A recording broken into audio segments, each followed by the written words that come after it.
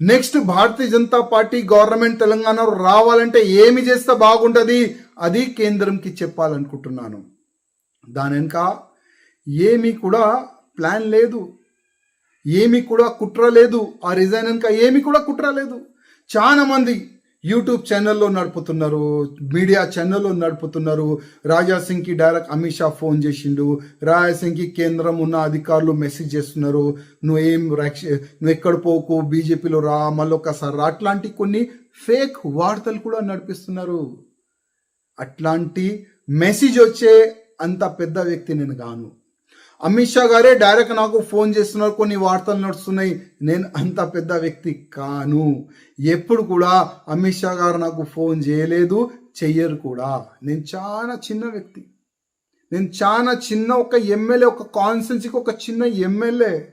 నాకు వాళ్ళు పెద్ద మనుషులు ఎక్కడ ఫోన్ చేస్తారు భయ్? నేను 5 years వరకు కేంద్రంకి లేఖ రాసిన, మెయిల్ చేసిన. తెలంగాణలో జరుగుతున్న తప్పుల గురించి నేను మెయిల్ చేసిన, లేఖ రాసిన.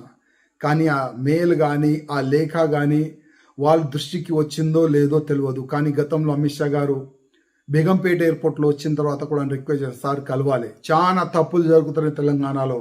అమిత్ షా గారు ఒక మంచి మనసుతో చెప్పినారు, నేను పిలుస్తాను.